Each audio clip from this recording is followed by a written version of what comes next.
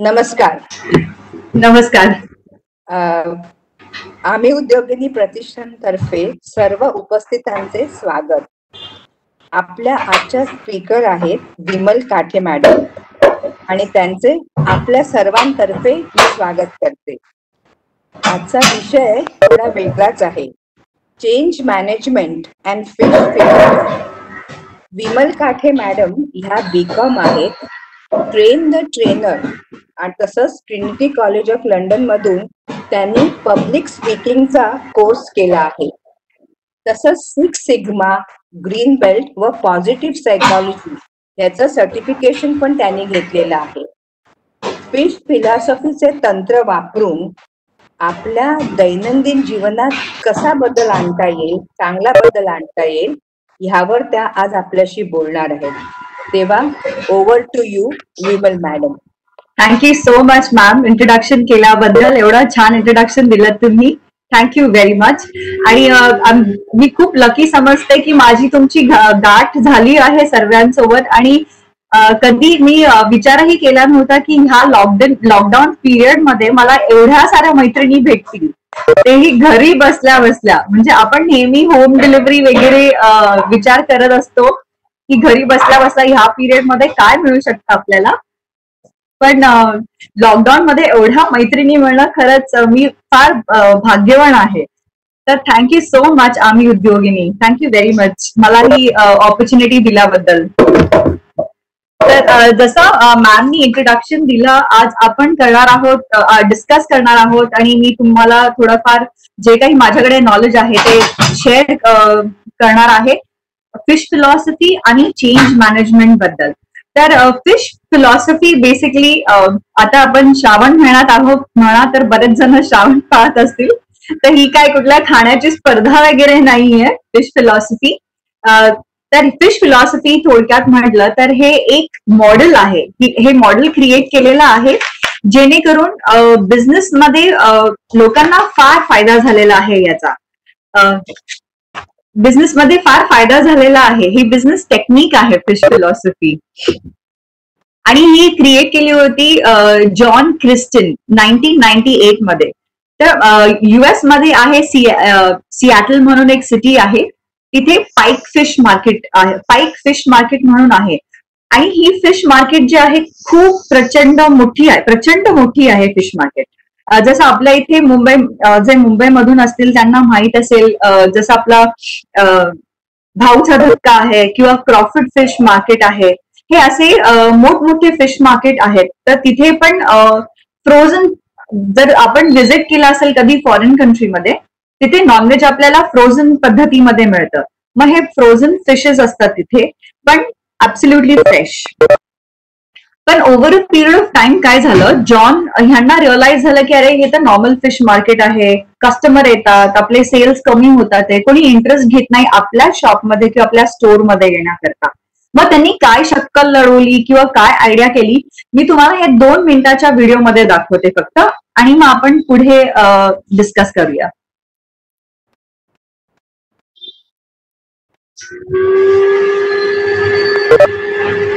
Sorry.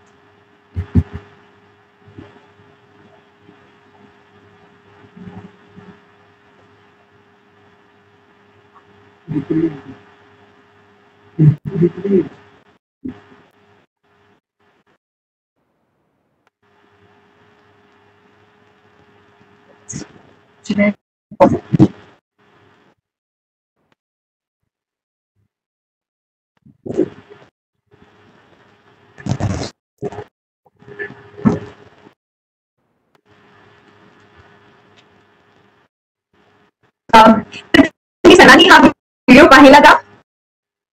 आणि just type yes chat box मध्ये जर तुम्ही पाहिला असणार हा व्हिडिओ तर प्लीज. हो, पाहिला. ओके, सो ऍक्च्युली हा अजून याचे बरेच सारे व्हिडिओज आहेत. तर यांनी काय ऍक्च्युली बिझनेस फिलॉसॉफी क्रिएट केली किंवा टेक्निक क्रिएट केली.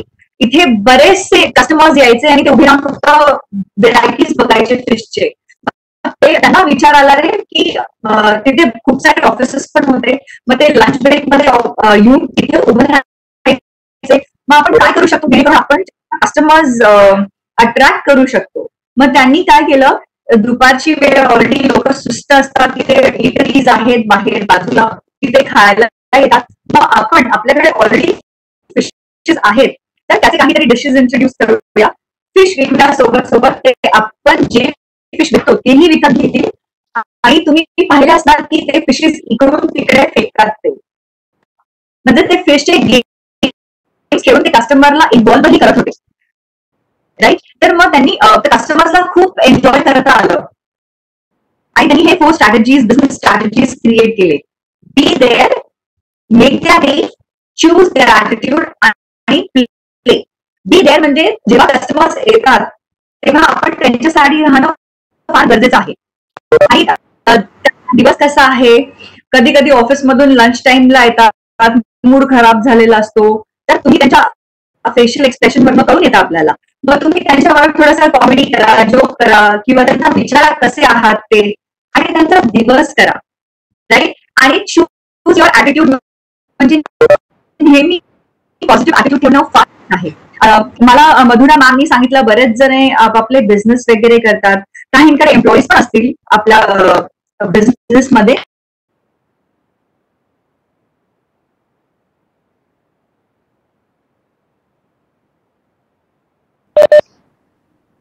हॅलो,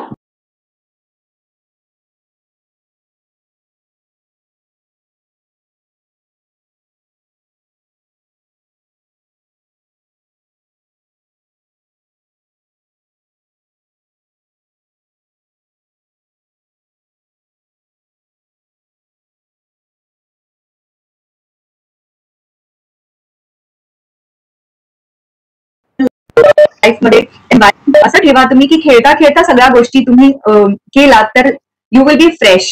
तुमचा माइंड फ्रेश राहील, मग तुम्ही क्रिएटिव्ह विचार करू शकाल. तर आणि दिस फिलॉसॉफी, ही जी फिश फिलॉसॉफी आहे ही फार अत्यंत अत्यंत छान फिलॉसॉफी आहे. बऱ्याचशा कॉर्पोरेट्सनी ही फिश फिलॉसॉफी इम्प्लिमेंट केलेली आहे त्यांच्या ऑफिसमध्ये.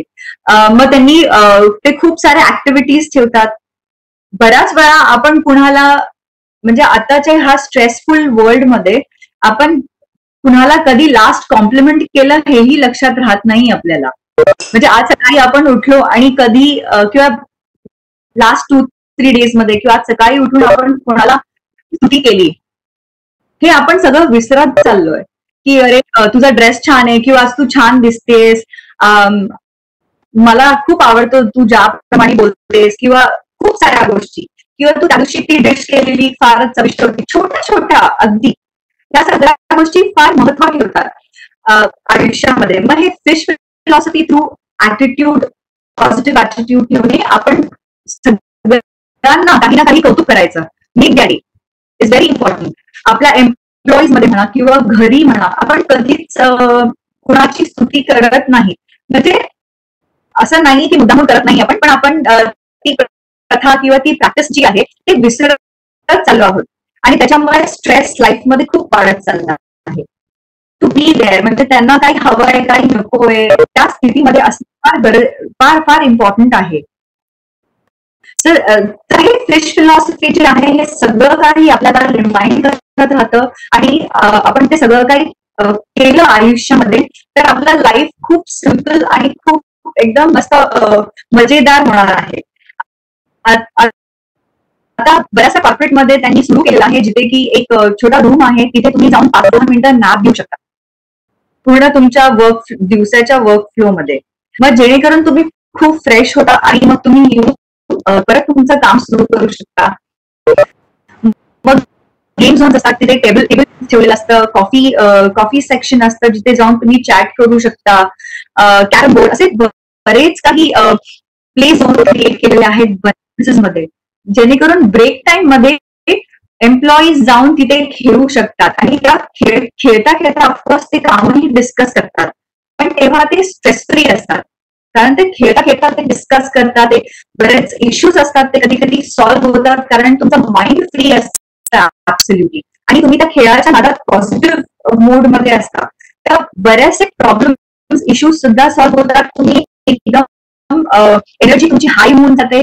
मग तुम्ही येऊन परत तुमच्या डेस्कवरती किंवा तुमचं जे काही काम असेल तिथे येऊन तुम्ही काम करताना एकदम ऍब्सोल्युटली फ्रेश आणि न्यू क्रिएटिव्ह मोड मध्ये जाता. तर फिश फिलॉसॉफीचं बेसिक स्ट्रॅटेजी हेच आहे. मग जेव्हा हे इन्व्हेंट केलेलं मिस्टर जॉन क्रिस्टी यांनी, आणि त्यांना हे पण इम्पॉर्टंट होतं की माझे एम्प्लॉईज इथे येतात रोज आणि काम करतात, त्यांच्यासाठी पण मला काहीतरी केलं पाहिजे जेणेकरून ते त्यांचं काम एन्जॉय करतील. आणि मग त्यांनी म्हणून खूप साऱ्या त्यांना डिपार्टमेंटची ओनरशिप दिली. तुम्ही पाहिलं असेल बऱ्याच ठिकाणी आपल्याकडे एम्प्लॉईज असतात किंवा कॉर्पोरेट मध्ये सुद्धा एम्प्लॉईज असतात, त्यांना आपण रिस्पॉन्सिबिलिटी देत नाही. बऱ्याच वेळा आपण सगळ्या पद्धतीचे वर्चस्व ठेवण्याचा प्रयत्न करतो, आणि ही पद्धत अक्षरशः चुकीची असते. कारण काय होतं, इमॅजिन करा की तुम्ही त्या स्थितीत आणि तुमचा बॉस मॅनेजर आहे, ते आपल्यावरती अपर हँड ठेवून हे कर ते कर, असं नाही करायचं तसं नाही करायचं. मग काय होतं, आपल्याला अक्षरशः तिथे काम करायची इच्छा होत नाही. किंवा घरी सुद्धा बऱ्याच वेळा आपण ऍज पेरेंट्स आपण आपल्या मुलांना मॉनिटर करतो, मोबाईलवर एवढाच वेळ, कार्टून एवढाच वेळ. ऑब्व्हियसली तिथे लिमिटेशन असायला पाहिजे, पण बऱ्याच कुणाबरोबर फोनवरती बोलतोय, किती वेळ, मग कोण आहे, कसं आहे. विमल मॅम, आवाज थोडा ब्रेक होतोय मधून मधून. ओके ओके,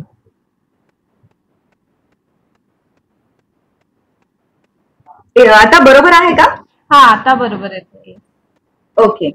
तर बऱ्याच वेळा आपण काय करतो की फार मायन्यूट मॉनिटरिंग सुद्धा करतो. तर फिश फिलॉसॉफी मध्ये हे पण आहे की आपण कुठेतरी ओनरशिप द्यायची लोकांना. ओके, म्हणजे की आपण मुलांना, आपण पाहाल की आपल्या कल्चरमध्ये आणि बाहेरच्या कल्चरमध्ये फार फरक आहे. 16 years ऑफ चिल्ड्रन तिकडे इंडिपेंडेंट होऊन जातात, पण आपल्या इथे बराच काळ मुलं 20+ झाले तरीही पण ते आई वडिलांच्या ह्याच्यामध्येच असतात, झोन मध्ये. याचा अर्थ नाही की आपण दबाव ठेवतो त्यांच्यावरती, पण ते इंडिपेंडेंट नसतात. आपण बराच काळ आपण अटॅच्ड असतो. म्हणजे अटॅचमेंट चांगली गोष्ट आहे, आय मीन टू से. बराच वेळा आपण फॅमिलीचा विचार करतो, करिअर एन ऑल, इंडिपेंडेंट नाही होत कम्प्लिटली. फिश फिलॉसॉफी थ्रू आपण ओनरशिप नाही देत. म्हणजे आई वडील आपल्याला किंवा जे आपले थोर मोठे असतात ते नेहमी आपल्याला गाईड करतात. बाबा तू पडशील, हे करू नकोस, बाई तू पडशील, असं नको करूस, तसं नको करूस. मग याच्याने काय होतं, एक्सपोजर आपलं फार लिमिटेड राहून जातं. म्हणून आपण ओनरशिप दिली की त्या माणसाला, व्यक्तीला जबाबदारी येते की हो बापरे, समोरच्या माणसाने आपल्याला विश्वास ठेवून हे काम दिलेलं आहे, तर आपण हे पूर्ण पार व्यवस्थित पाडायचंच आहे. तर मिस्टर जॉन क्रिस्टियननी काय केलं, त्यांनी प्रत्येक डिपार्टमेंटमध्ये सगळ्यांना ओनरशिप दिली की तुला काय करायचं तू कर, पण माझा सेल झाला पाहिजे, जास्त कस्टमर्स आलेच पाहिजेत. मग हे सगळे मिळून आपापलं काम तर संपवतातच, तर कुठल्या दुसऱ्या डिपार्टमेंटमध्ये प्रेशर असेल तर ते टीम वर्क सुद्धा करतात. मग अच्छा ठीक आहे, चल मी तुला मदत करतो. आणि मग ते बाकीच्या वेळेमध्ये मग ते कस्टमर्स आले की सगळे एकत्र येऊन त्या कस्टमर बरोबर गेम सुद्धा खेळतात. मग जेणेकरून त्यांची टीम वर्क सुद्धा त्यांना तिथे काम करण्याचा उत्साह देतो. तुम्ही अनेक व्हिडिओ आहेत फिश फिलॉसॉफीचे, तिथे तुम्ही बघाल तर ऑलमोस्ट त्यांचा घरी जायची वेळ येते, पण त्यांना ते फिश म्हणजे दुकान बंद करून जाण्याची इच्छा होत नाही, की एवढी फॅन्टॅस्टिक टीम वर्क आहे. ती टीम एवढी छान आहे की त्यांना वाटतं की आपली फॅमिली आहे. सो फिश फिलॉसॉफी जी आहे हे सगळं काही आपल्याला खूप छान पद्धतीने शिकवतं, आणि हे आपण ऑब्व्हियसली पर्सनल लाईफ मध्ये सुद्धा इन्क्लूड करू शकतो. आपण जरी घरी आहोत आता लॉकडाऊन पिरियड मध्ये, कारण ते आपल्याला डेली जॉब झालेला आहे, एकमेकांना बघणं, एकमेकांसोबत राहणं. आता 4-5 महिन्यापासून ते कुठेतरी आपल्याला एकदम बोरियत झालेली आहे. तर मे बी तुम्ही ह्याच्यातून काही पॉइंट्स करून आपण घरात कसं एकदम क्रिएटिव्हली राहू शकतो, ऍटिट्यूड चेंज करू शकतो, काही छोटे मोठे गेम्स खेळून आपण इन्व्हॉल्व्ह करू शकतो पूर्ण फॅमिलीला. तर तुम्ही ट्राय करून बघा, नक्कीच तुमचा दिवस कसा जाईल तुम्हाला लक्षातही येणार नाही. आणि of course team work is very important, कारण गृहिणी सगळ्या बिझी झालेल्या आहेत घरकाम आणि at the same time work from home करणार. तर घरातले सगळे टीम वर्क दाखवले तर त्यांना सुद्धा वेळ मिळेल त्यांच्यासाठी काहीतरी करण्यासाठी आणि शिकण्याकरता. So we also learn team work with fish philosophy. फार अत्यंत इम्पॉर्टंट आहे टीम वर्क, कारण मग तुम्हाला त्याच्यातूनच हॅपीनेस मिळतं. जर वर्क डिवाइड झालं इक्वली आणि सेम टाइमला तुम्ही बसून खेळत राहिलात तर वर्कलोड नाही येणार, तुम्हालाही वेळ मिळेल, you will be absolutely fresh through out the day. So म्हणजे अगदी एकदम थोडक्यात सांगायचं असेल तर हे आहे फिश फिलॉसॉफी. तर जॉन क्रिस्टियननी हा चेंज त्यांच्या दुकानाच्या म्हणजे फिश स्टोअरसाठी त्यांनी हा चेंज केला आणि हा व्हिडिओ बनवला, आणि मग हा व्हिडिओ बनवून त्यांनी बऱ्याच ठिकाणी सर्क्युलेट केला, आणि तो इतका फेमस झाला की आता वर्ल्ड वाईड मध्ये हा व्हिडिओ सगळीकडे कॉर्पोरेट ट्रेनिंग मध्ये सुद्धा दाखवला जातो. आणि याच्यातून बरेच काही लेसन्स सगळेजण घेतात. म्हणजे तुम्ही त्याला 10 वेळा बघितलं तर तुम्हाला 10 लेसन्स मिळतील, इतका ब्युटिफुल व्हिडिओ आहे तो. मग ही ट्रेनिंग फिश फिलॉसॉफीची करतात.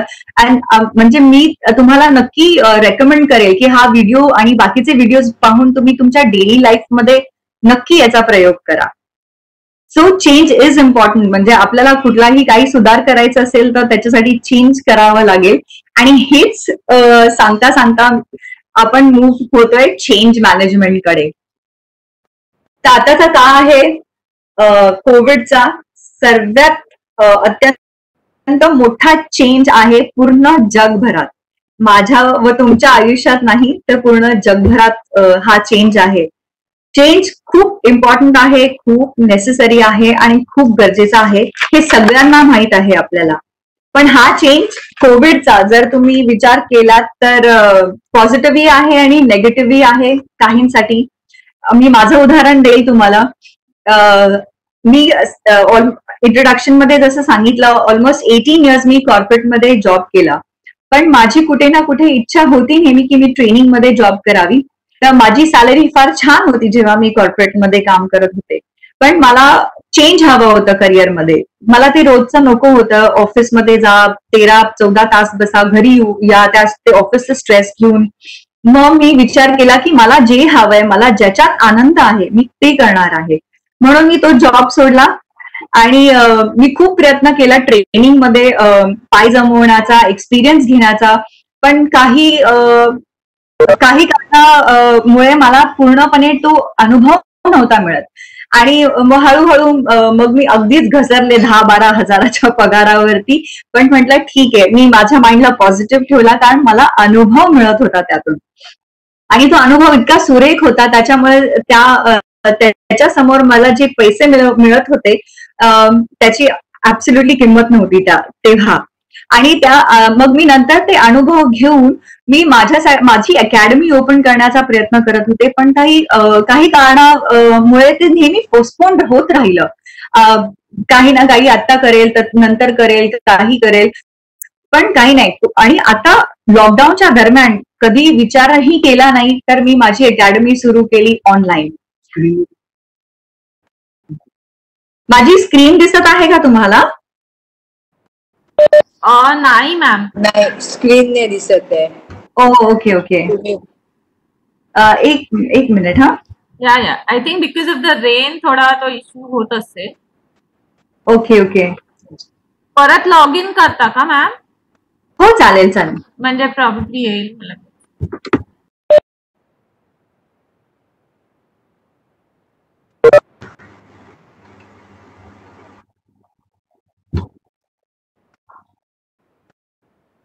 कनेक्ट दाखवत आहे काय मॅम? कनेक्टिंग म्हणून दाखवतंय स्क्रीन शेअर. नाही, पण मला तुम्ही ना पार्टिसिपेंट मध्येच दिसत नाही आता. मला तुम्हाला प्रेझेंटर बनवता येत नाही. मी लॉग ऑफ करून लॉग इन करू का? हा बेटर. Okay, thank you.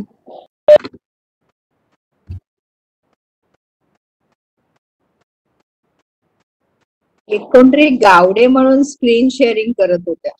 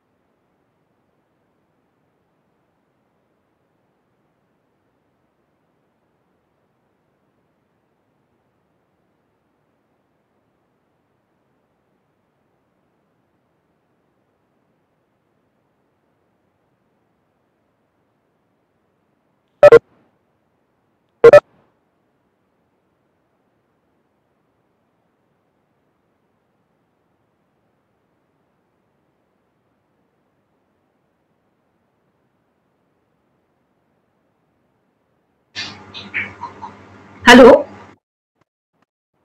हॅलो. हा मॅम. हा, अच्छा, मी स्क्रीन शेअर करते. हा.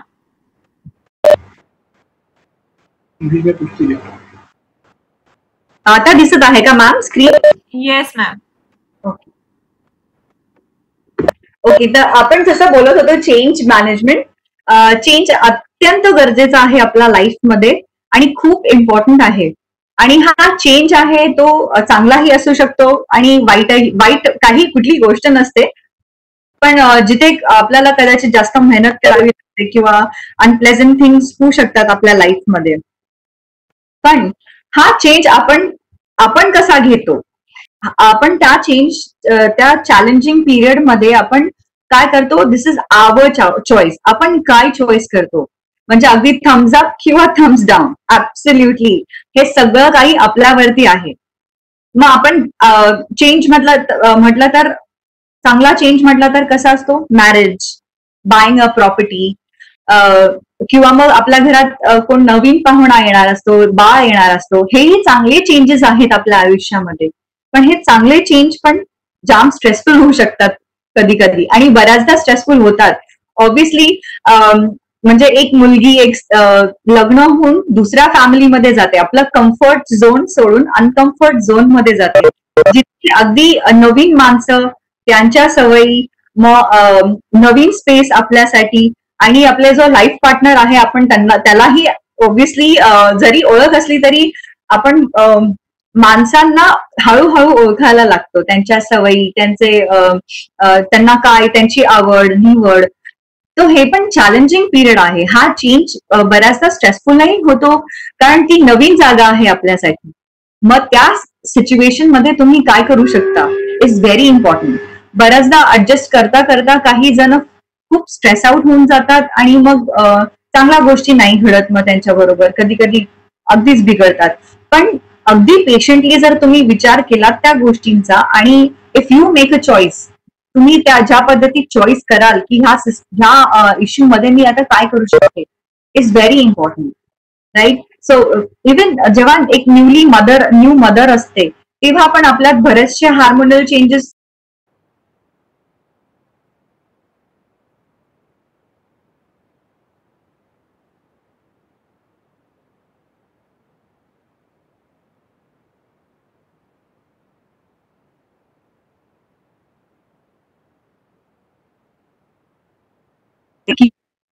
आहे, तर ती व्हॅल्युबल तेवढी आहे का, माझी एनर्जी नक्की मी देऊ का त्या गोष्टीला, हे सगळं विचार करणं फार अत्यंत गरजेचं आहे.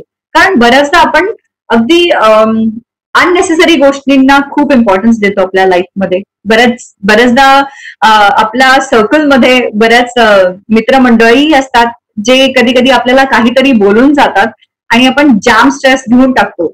पण म्हणजे माझं पर्सनल ओपिनियन आहे, जे तुमच्या लाईफमध्ये आहे, तुम्ही म्हणजे आपण कोणाला घरी घेऊन जात नाही ऑब्व्हियसली, तर तुम्ही त्यांच्या गोष्टींवरती एवढं स्ट्रेस आउट होऊ नका. फक्त त्या गोष्टीतून तुम्हाला काय शिकायला मिळतं तेवढंच आपण त्याच्यातून पिक करणं फार नेसेसरी आहे. तर तो चेंज तुम्हाला एक कुठली तरी गोष्ट शिकून जातो. तर मी तुम्हाला त्याच एक्झाम्पल सांगत होते, एक न्यूली मदर असेल, हार्मोनल चेंजेस होतात. बरेचदा लोक काही अगदी सोप्यातली सोपी, साधीतली साधी गोष्ट सांगतात, ते आपल्याला हर्ट करून जाते. कारण आपल्या बॉडीमध्ये ती दोज चेंजेस आर हॅपनिंग, ते चेंजेस होत राहतात आपल्यामध्ये.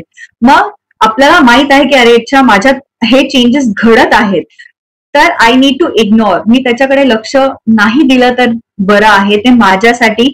अँड ऑफकोर्स आपलं जर नेचर, आपलं बिहेवियर चेंज होतं तर मग ते व्हायरल असतं. आपण म्हणतो ना, आपण शिंकलं की ते सॉरी नॉट शिंकणं बट यॉर्निंग. कधी तुम्ही नोटीस केलं असेल, आळस काढला की तुमच्या शेजारी जो असतो तो त्यालाही फटकीनी व्हायरल होऊन जातो, तो व्हायरस आहे ऍक्च्युली. तर मग ते तसंच आहे, तुमचा मूड सुद्धा ऍक्च्युली एक टाईपचा व्हायरस आहे. तुम्ही जर चिडून बोललात तर ते पूर्ण ते दुसऱ्यावरती जाणार, ते त्याचा मूड ऑफ होणार, मग तो दुसऱ्याकडे जाणार, असं करत तुम्ही स्प्रेड करत राहता. पण जर तुम्ही चॉईस केली की मला पॉझिटिव्ह राहायचं आहे आणि मी ते पॉझिटिव्ह, नो मॅटर व्हॉट, काहीही होऊ दे तिकडे, पण मला पॉझिटिव्ह राहायचं आहे, तर तुम्ही ती पॉझिटिव्हिटी स्प्रेड करत राहता. That is how important it is to make a good choice. तर जसं मी सांगितलं की चांगल्या गोष्टी घडत असतानाही आपल्याला स्ट्रेस येऊ शकतो, आणि बॅड चेंज म्हणजे आपला म्हणजे लॉस होणं बिझनेसमध्ये किंवा फॅमिलीमध्ये डेथ होणं, दॅट इज समथिंग, आपला तो चेंज जो आहे तो आपला कंट्रोल बाहेर आहे, तो आपण काहीही करू शकत नाही. पण हॅव्हिंग सेड दॅट, ह्या चेंजेस माहित आहे, आपण आयुष्यात आलो आहोत, तर आपल्याला सगळ्यांना कधी ना कधी जायचंच आहे, राईट? तर आपण ते काही गोष्टी विचार करून आपण आपलं जो स्ट्रेस आहे त्या चेंज मध्ये आपण मॅनेज करू शकतो. So it is very very important. आणि येस ऑफकोर्स, तुम्ही कसं कंट्रोल ठेवता तुमच्यावरती, त्याच्यावरती तुमचे चॉईसेस पण डिपेंड करतात. कारण बऱ्याचदा चेंज झाले की सगळेजण एकदम स्ट्रेसफुल होऊन जातात, एकदम अस्तव्यस्त होऊन जातात की नाही, माझ्या आयुष्यात का असं घडतंय, का मीच का. मला आता जस्ट एक एक्झाम्पल आठवलं. एक फुटबॉलर, इंटरनॅशनल फुटबॉलर, फार फेमस होते ते. त्यांचा व्हॉट्सअपवरती बरचदा आलेलं सुद्धा. ते आजारी होते आणि आजारी होते आणि त्या काळात त्यांना ब्लड ची गरज होती. मग ते ब्लड दिलं गेलं त्यांना आणि ते ब्लड दिलं गेलं ते त्या प्रोसेसमध्ये त्यांना काही वर्षात डिटेक्ट झालं की त्यांना एड्स झालेला आहे. आणि ते अगदी वर्ल्ड फेमस आहेत फुटबॉलर. तर ते जेव्हा त्यांना कळालं की मला एड्स झालंय तर ते दुखी नाही झाले, की ते म्हणाले की देवानी मला एवढं काही दिलेलं आहे, एवढा पैसा दिला आहे, एवढं हे ऐश्वर्य दिलं आहे, प्रचंड नाव झालेलं आहे माझं. मी तेव्हा कधी देवावरती प्रश्न केला नाही की मी का. राईट. म्हणजे ते किती हंबल आणि किती नॉलेजेबल पर्सन असणार, ते एवढं सगळं फेमस, ऐश्वर्य, फेम, मनी सगळं काही असून सुद्धा व्हॉट अ ब्युटिफुल थॉट की मी आत्ता का म्हणू देवाला की मी का. जेव्हा मला एड्स डिटेक्ट झालं तेव्हा मी म्हणजे विचारू शकत नाही देवाला की मी का. जेव्हा मी त्यांना ऐश्वर्य त्यांनी मला दिलं, नाव दिलं, तेव्हा मी विचारलं नाही मी का. तर माझा काय हक्क मी देवाला विचारू की मी का. Right. So he made a choice. आणि जे आयुष्य आहे ते म्हणाले की मी आनंदात घालवणार आहे कारण देवानी मला प्रचंड दिलेलं आहे. राईट. मग ऑब्व्हियसली ते खूप सोशल सर्व्हिस वगैरे करायचंय आणि सो व्हेरी पॉझिटिव्हली त्यांचे जे लास्ट इयर्स होते, शेवटचे वर्ष होते, त्यांनी खूप अगदी पॉझिटिव्हिटी मध्ये घालवले आहे. तर त्यांनी ती चॉईस केली, ती खूप मोठी चेंज होती त्यांच्या आयुष्यात.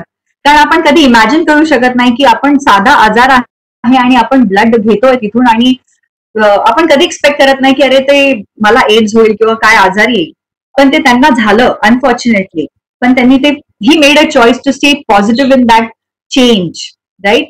It's very very important. आपण कसं काय करू शकतो. तर बरेच चेंज होतात आपल्या आयुष्यामध्ये.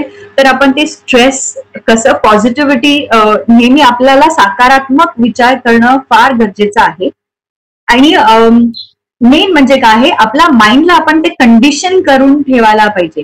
ओके. आणि ह्याची सुरुवात आपण बालपणापासून आपल्या घरात केली ना तर खूप इम्पॉर्टंट आहे.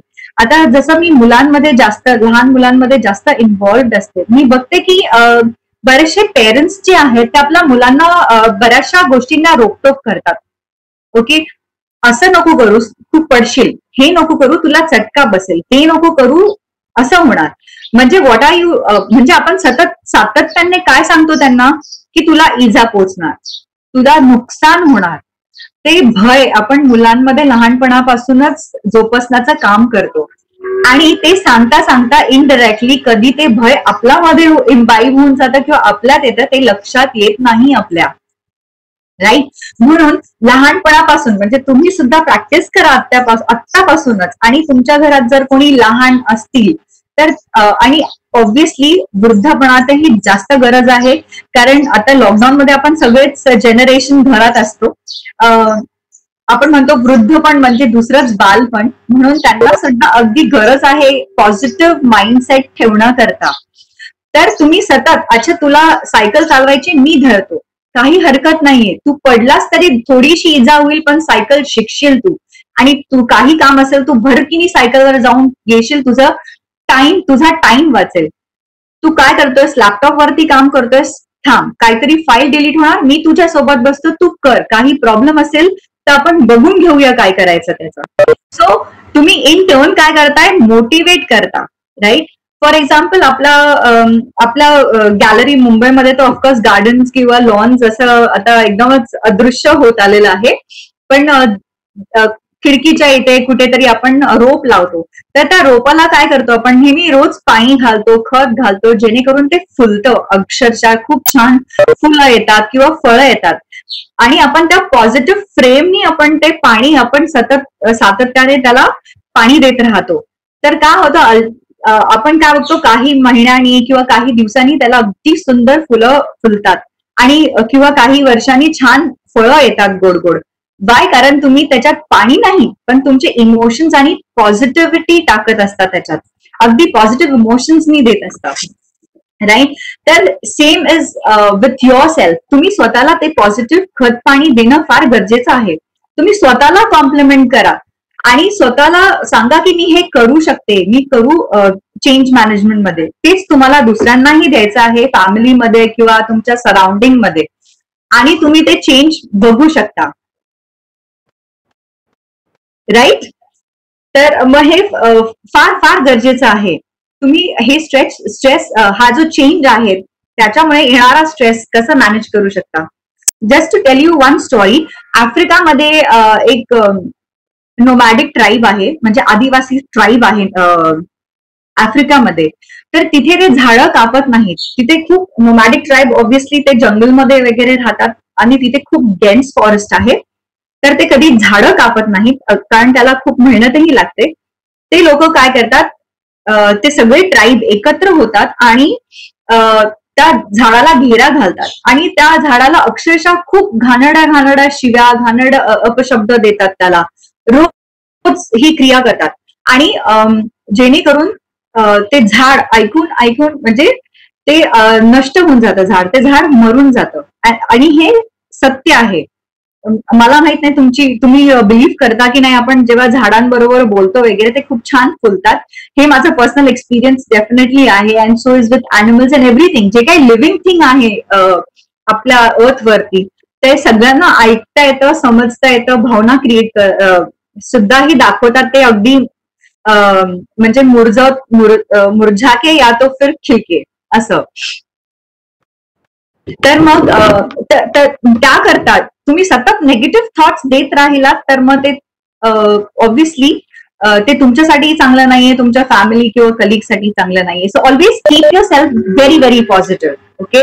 तर मग आता सध्या तरी आपण कसंही उठतो बसतो, may be you can just dress up, उठून मेकअप वगैरे करून एकदम मस्तपैकी छान राहा, व्हायरल करा ती सगळी तुमची जी पॉझिटिव्हिटी आहे ती.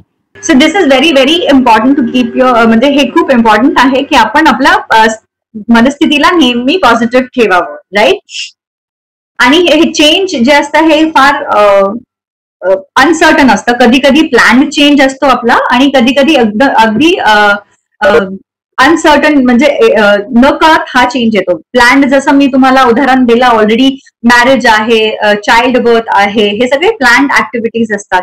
आणि अनसर्टन म्हणजे अगदी जसं कोविड आला, आपल्याला माहित नाही काय करायचं आता, सगळे एकदम अगदी स्तंभ झालेले आहेत. तर ह्या स्थितीत तुम्ही काय कराल, ऑब्व्हियसली तुम्ही पॉझिटिव्ह माइंड ठेवा आणि तुम्ही स्वतः, आता आपल्याकडे एवढा वेळ आहे, तुम्ही तुमच्या बाकीच्या हॉबीज आहेत ते डेव्हलप करा. ऑनलाईन एवढे सगळे काही कोर्सेस आलेले आहेत, कॉर्सेरा आहे, उमेडी आहे, असे बरेचसे वेबसाईट्स आहेत जिथे तुम्हाला फ्री कोर्सेस, फ्री सर्टिफिकेशन मिळतात. आणि काही आहेत सर्टिफिकेशन कोर्सेस अगदी 300 रुपयामध्ये किंवा 250 रुपयामध्ये पण अवेलेबल आहेत.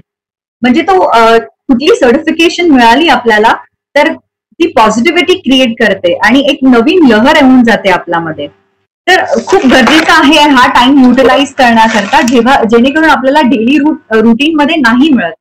तर तुम्ही एक स्केड्यूल प्लॅन करा. दिवसा उठलं तर काय करणार तुम्ही. आणि जसं मी फिश फिलॉसॉफी सांगताना केलं तसं एक टीम वर्क, तुमच्या घरातला सगळ्यांचा स्केड्यूल प्रिपेअर करा आणि त्यांना सांगा बाबा तू हे काम कर, तू ते काम कर. राईट. तर सगळ्यांनाच वेळ मिळेल आणि सगळेच आपल्याला स्वतःला डेव्हलप करू शकतील.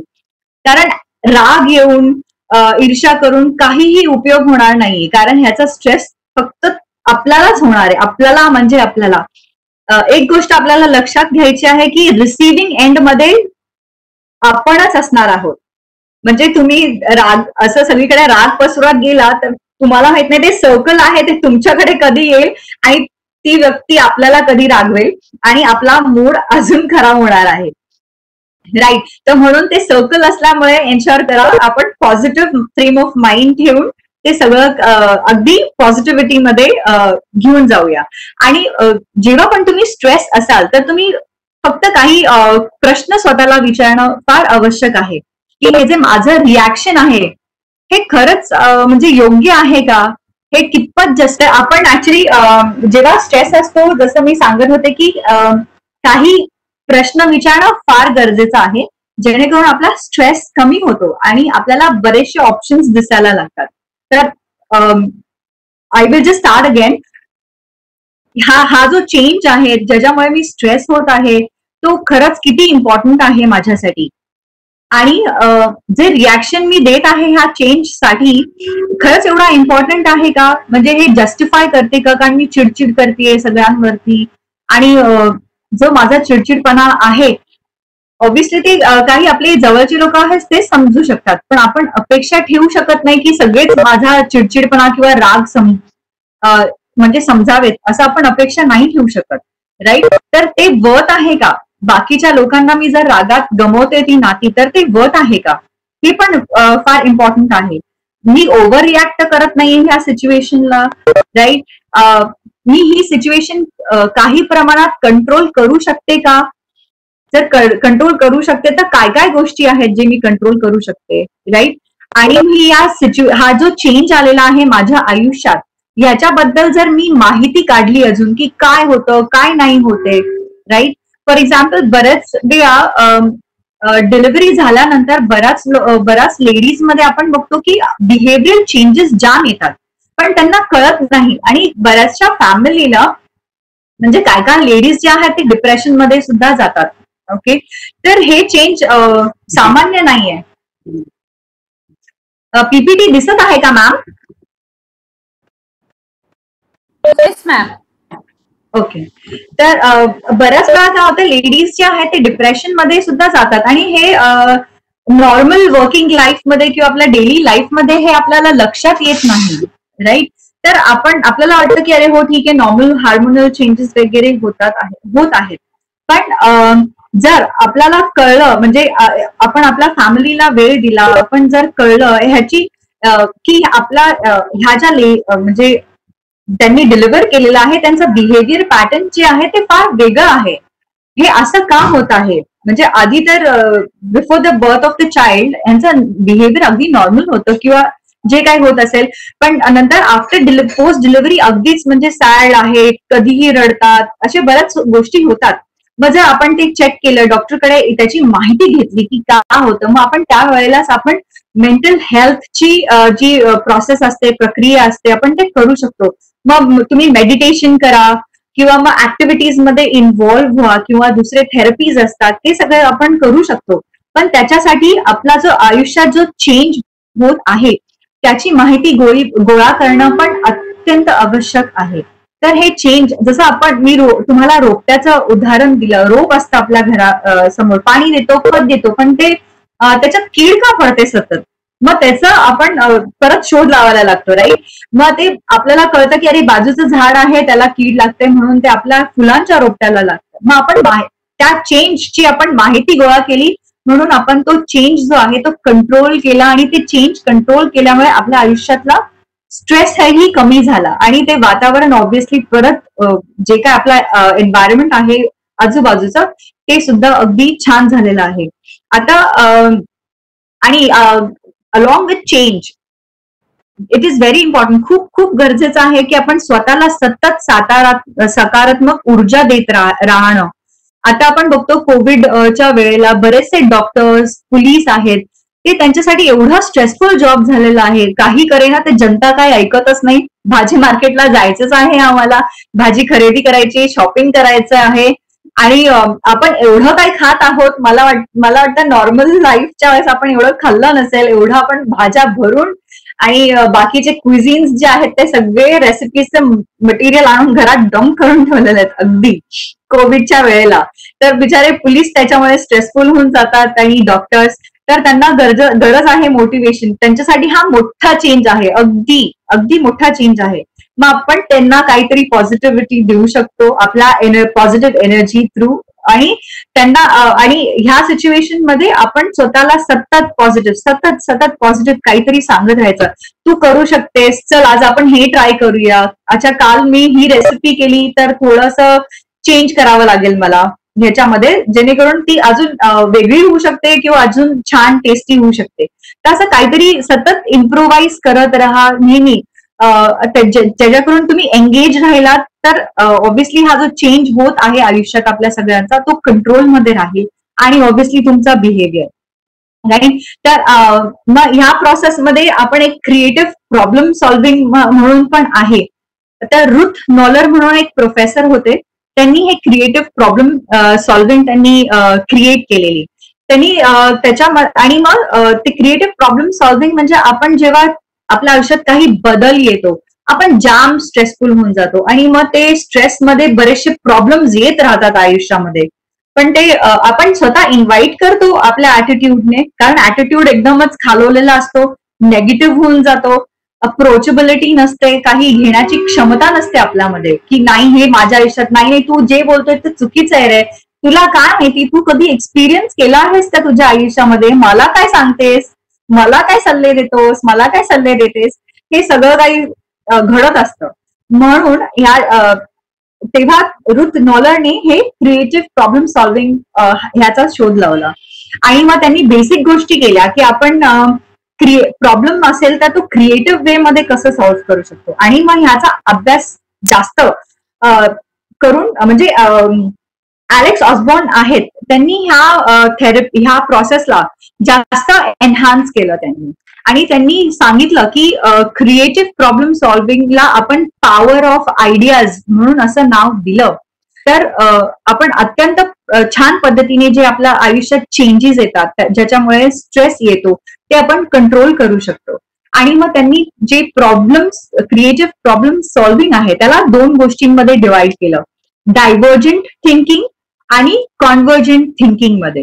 ते डायव्हर्जंट थिंकिंग मध्ये म्हणजे काय, तुम्ही काहीतरी आयुष्यात बदल झालेला आहे, जेणेकरून तुम्हाला वाटतोय की हा बदल माझ्यासाठी खूपच प्रॉब्लेमॅटिक आहे, तर तुम्ही काय करणार, अगदी सुस्त बसून नाही राहणार आहे, देवा आता माझ्या आयुष्यात काय झालं हे नाही विचार करायचा, पण आपण आयडियाज, अच्छा मी काय करू शकतो, जर मी हे केलं तर काय, आयडिया नंबर 1, आयडिया नंबर 2, हे सगळे आपण generating a lot of ideas, म्हणजे खूप सारे आयडियाज ऑल्टरनेटिव्हचा विचार करणे. जर मी ह्या परिस्थितीत आयडिया नंबर 1 यूज केली तर काय होणार, आयडिया नंबर 2 यूज केली तर काय होणार, तर मला कुठला सूट होणार आयडिया. तर हे जनरेशन किंवा आयडियांचा विचार करणं, ह्याला डायव्हर्जंट थिंकिंग म्हणून त्यांनी असं नाव दिलं. मग सेकंड आहे कॉन्व्हर्जंट थिंकिंग. कॉन्व्हर्जंट थिंकिंग म्हणजे तुमच्या डोक्यात जे विचार करून आयडियाज आले, तुमचे चेंज झाल्यामुळे, स्ट्रेस झाल्यामुळे जे तुम्ही आयडियाज तुम्ही विचार केला की माझा प्रॉब्लेम कमी होणार आहे, तर ते तुम्ही इव्हॅल्युएट करा. इव्हॅल्युएट करणं म्हणजे की हा, जसं मी तुम्हाला सांगितलं, आयडिया नंबर 1 केलं तर मला काय चेंजेस, किती टक्केपर्यंत माझा चेंजचा स्ट्रेस कमी होणार, दुसरी आयडिया जर मी शक्कल लढवली तर माझा किती स्ट्रेस कमी होणार. मग तुम्ही त्या परिस्थितीत ती इव्हॅल्युएट करा आणि मग तुम्ही डिसिजन घ्या की मी या चेंज मध्ये स्ट्रेस कमी करण्याकरता कुठली शक्कल लढू शकतो आणि काय फायदेशीर ठरू शकतो. तर इन अ नेटशेल, चेंज मॅनेजमेंट म्हणजे पॉझिटिव्ह थिंकिंग, सतत सकारात्मक विचार करणे आणि क्रिएटिव्ह थिंकिंग. क्रिएटिव्ह थिंकिंग खूप खूप इम्पॉर्टंट आहे लाईफमध्ये. नेसेसरी नाही क्रिएटिव्ह म्हटलं तर आर्ट, ड्रॉइंग वगैरे हे नाहीये. तुम्ही किती छान कलेने तुमची प्रॉब्लेम सॉल्व्ह करता, ह्याच्यावरती तुमचं आयुष्य खूप खूप डिपेंड करतं. कारण तुमच्यात जितके तुम्ही क्रिएटिव्ह असाल तेवढी तुम्ही लोक तुमच्याकडे अट्रॅक्ट करू शकाल पॉझिटिव्ह वे मध्ये. ऑब्व्हियसली आपल्या सगळ्यांना खूप आवडतं की आपल्याला लोकांनी प्रेम करावं आणि प्रेम खूप देत राहावं. त्यासाठी ऑब्व्हियसली आपल्याला सकारात्मक राहायला पाहिजे. प्रॉब्लेम्स प्रत्येकाच्या आयुष्यात येतात, पण आपण काय चॉईसेस करतो आणि किती कलेनी आपण त्या प्रॉब्लेमची हाताळणी करतो किंवा त्याला किती कलेनी सॉल्व्ह करतो, हे फार फार इम्पॉर्टंट आहे तुमचं स्वतःचं आयुष्य. So that is what I wanted to say. माझ्याकडून हेच होप मी तुम्हाला काहीतरी शिकवलंय आज. Madhura ma'am, that is what I have today. Hello hello. हा, so that is what I have today. Okay okay okay. कोणाला काही क्वेश्चन्स असतील तर प्लीज विचारू शकता.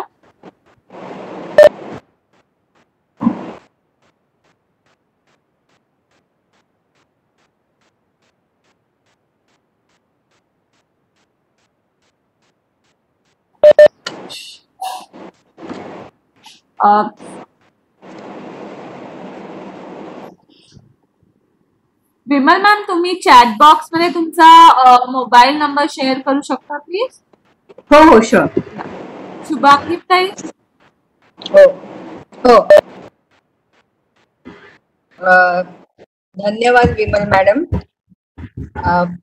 खरं म्हणजे आमच्यापैकी बऱ्याच जणींना फिश खाणं, बघणं, फिश आणणं, बनवणं हीच आमची लाईफ फिलॉसॉफी आहे.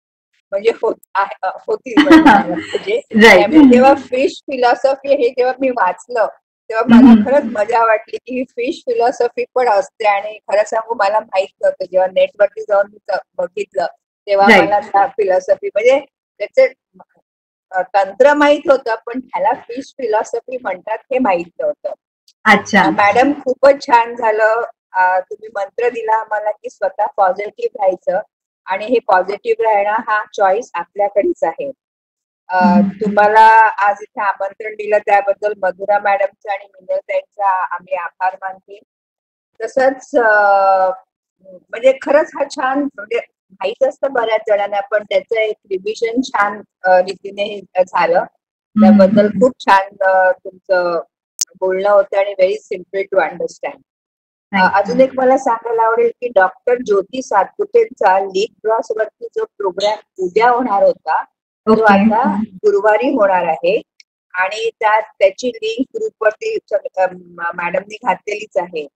आणि अजून एक रिक्वेस्ट करायचे, जे मेंबर्स नाही आहेत त्यांनी 300 रुपये भरून आम्ही उद्योगिनीचं मेंबर व्हावं, जेणेकरून मॅगझिन्स वगैरे आम्हाला तुमच्यापर्यंत पोहोचवता येईल. तसेच ज्यांची मेंबरशिप संपली आहे त्यांनी ती रिन्यू करावी. काही त्याच्याबद्दल असं तर तुमच्या ब्रांच हेडला किंवा हेड ऑफिसला तुम्ही फोन करा. परत एकदा मॅडम तुमचं मी मनापासून आभार मानते आम्ही उद्योगिनीतर्फे आणि उपस्थित सर्व मेंबर जे आले आहेत त्यांच्यातर्फे. आणि उपस्थितांचे पण आभार मानते, तुम्ही एवढा वेळ दिला आणि हा कार्यक्रम छान झाला. धन्यवाद. Thank you. Thank you so much, Vimal ma'am.